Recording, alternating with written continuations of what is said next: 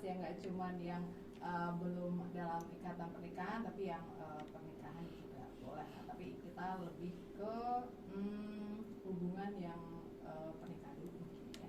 Nah, sudah terhubung sama dengan saya ada Mas Adi Dinarta ya. Selamat pagi. Selamat Mas pagi. Adi. Halo. Selamat pagi. Gimana kabarnya, Mas, sehat? Baik, alhamdulillah. Baik ya. Ini namanya Mas Adi ini Mas Adi Dinar. Saya Iya. Dinar. Sengaja sebenarnya Mbak, nyamain aja. Oh iya, bedanya ya. Ini kalau misalnya dipanggil Dinar semuanya noleh lah ya. Iya. Oke, Mas Adi, hari ini kita mau membahas seputar pentingnya mengenali dan juga memahami pasangan kita untuk menumbuhkan cinta. Ini kayaknya dalam banget ya. Kayaknya mungkin sejam nggak cukup ya ngomongin soal cinta-cinta gitu. Oke, nah hari ini kita mau membahas itu kerabat Imada. Nah, sebelumnya saya mau tanya dulu nih sama Mas Adi ya. Sebelumnya kita mau bahas seputar latar belakang Mas Adi dulu ya, boleh? Boleh. Nah, Mas Adi ini apakah memang sudah sering berkecimpung dengan urusan asmara orang atau gimana Mas Adi? Iya, kebetulan jadi saya di Fakultas Psikologi Undip, memang di psikologi sosial. Dan kita membahas tentang relasi sosial, dan saya masuk di pernikahan. Kenapa begitu? Karena di Indonesia itu angka perceraian itu tinggi sekali. Jadi kalau kita hitung-hitung dari angka Departemen Agama, itu 1 tahun itu bisa 400.000 yang cerai. Saya pernah iseng coba dibagi ke 365 hari, lalu dibagi ke 24 jam untuk mengetahui berapa yang cerai setiap jamnya, dibagi 60 menit untuk mengetahui berapa yang cerai setiap menitnya. 2 menit sekali cerai di Indonesia itu. Oh my god, 2 menit sekali ya. Jadi saya jadi penasaran, kenapa sih ada banyak yang cerai, dan bagaimana caranya agar kita bisa membantu mereka yang keluarganya sedang, itu yang cerai loh Mbak, belum cerai tapi keluarganya udah bermasalah, itu kan lebih banyak lagi. Benar. Padahal resmi gitu ya? Betul. Padahal kan ada banyak orang yang menginginkan mereka untuk kembali, anak-anaknya misalnya, keluarganya. Tapi kadang-kadang nggak semudah itu untuk balik lagi. Betul. Kalau misalnya sudah terlanjur renggang, itu bagaimana caranya agar kita bisa mendekatkan kembali? Itu kan nggak selalu gampang. Iya. Nah, kadang-kadang masalahnya, dulu ada orang yang bilang pernikahan itu tentang kecocokan. Kalau misalnya udah nggak cocok, ngapain lagi dipertahankan gitu kan? Tapi permasalahannya, kalaupun kita mencari pasangan yang paling cocok waktu menikah, pasangan kita itu manusia, dia berubah. Ketika misalnya melahirkan, dia berubah. Jadi tadinya cocok, sekarang nggak cocok lagi, apa semuanya mesti cerai? Kan nggak juga.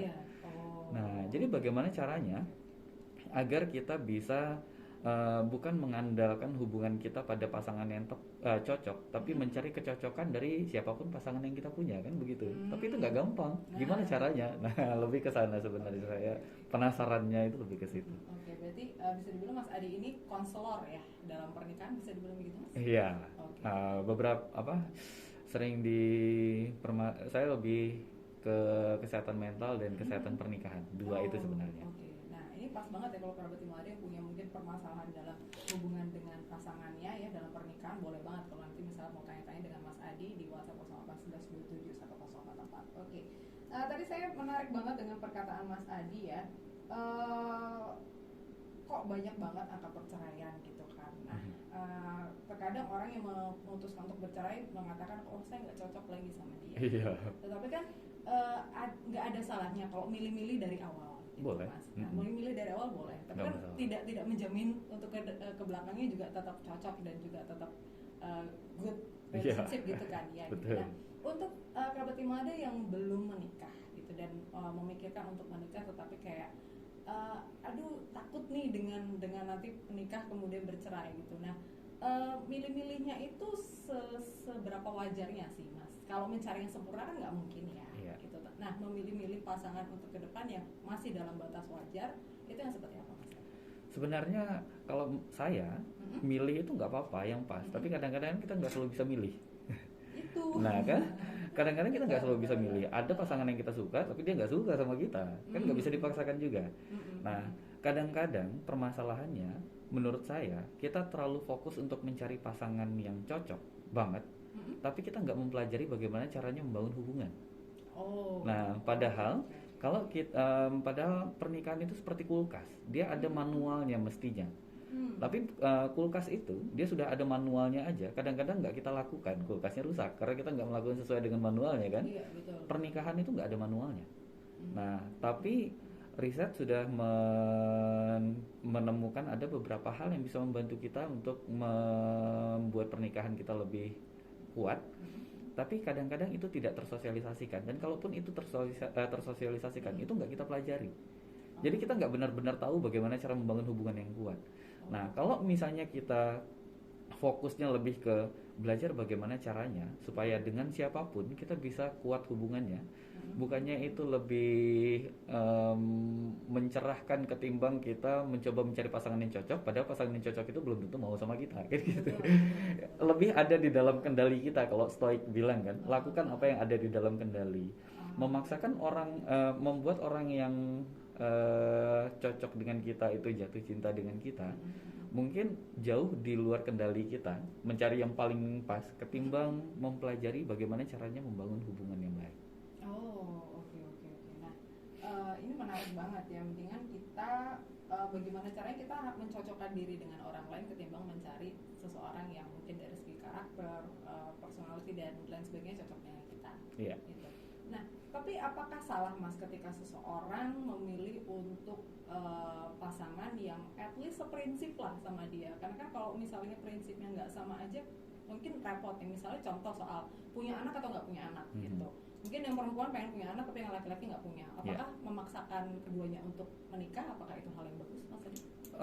Nggak salah kalau kita milih yang cocok pasangannya. Apalagi kalau misalnya bisa dapetin cocok, itu kan bagus banget. Betul. Tapi masalahnya kita nggak selalu punya kemewahan itu. Nah, kalau misalnya bisa dapat, ya kenapa kita pilih yang nggak cocok kalau ada yang cocok kan? Nah, tapi kadang-kadang kan pilihan kita nggak sebanyak itu. Saya pernah berhadapan dengan seseorang yang secara fisik dia tidak menarik. Nah, secara pembawaan juga dia tidak menarik. Apakah itu artinya dia tidak ada harapan? Karena dia merasa syukur-syukur kalau ada yang mau sama saya. Boro-boro saya bisa milih pasangan. Ada yang mau sama saya aja syukur-syukur, katanya begitu. Apakah itu artinya dia tidak punya pilihan lain selain bercerai? Kan enggak juga. Nah, ada banyak ternyata pasangan yang tadinya nggak cocok, ternyata mereka bisa tuh menemukan kliknya dan membangun hubungan yang kuat. Padahal tadinya enggak. Kalau misalnya kita ya mau cari yang 100% cocok, yang 100% selaras, laki-laki perempuan aja kita udah beda sifatnya. Iya kan?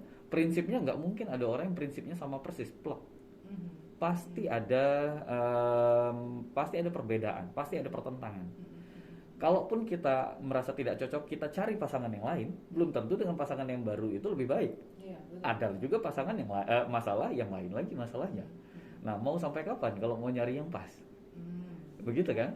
Tapi kalau misalnya ada pilihan, kita bisa memilih yang cocok. Kenapa kita pilih yang nggak cocok? Nah, tapi kalau misalnya kita nggak tahu apakah pasangan itu benar-benar cocok dengan kita apa enggak, lalu kita menunggu sampai benar-benar mendapatkan orang yang pas, mau sampai kapan? Bukannya lebih baik kalau kita fokus ke membangun kemampuan untuk membangun hubungan dengan siapapun, sehingga nanti siapapun orangnya itu kita bisa membangun hubungan yang kuat bareng. Bukannya itu lebih baik ketimbang memfokuskan untuk melakukan hal yang belum tentu kita bisa gitu. Tapi kalau punya nggak apa-apa, ada yang lebih bagus, ngapain pilih yang nggak cocok kan gitu. Betul. Asal punya privilege ya itu sah-sah aja. Sah-sah aja, nggak masalah. Tapi kalau misalnya nggak ada, ya mungkin berusaha untuk menurunkan ego satu sama lain ya, soal prinsip ya, Mas Adi ya. Gitu. Terkadang kan memang sebetulnya prinsip itu kalau maksain banget itu bukan soal prinsipnya, tapi lebih ke ego. Dua-duanya yang pengen dinomor satukan. Kenapa nggak cari jalan keluarnya aja gitu. Nah, nanti kita bakal bahas itu lebih dalam ya, Mas Adi ya, tentang bagaimana pasangan-pasangan yang mungkin pada saat dulu sebelum menikah itu kenalnya baru sebentar ya, jadi belum tahu karakter masing-masing, terus begitu menikah menjalani hubungan kok gini gitu. Nah, apakah saya harus bercerai, apakah harus stay dengan pernikahan? Nah, nanti kita bahas itu ya, tetap di sini di Sahabat Keluarga sampai nanti jam 10.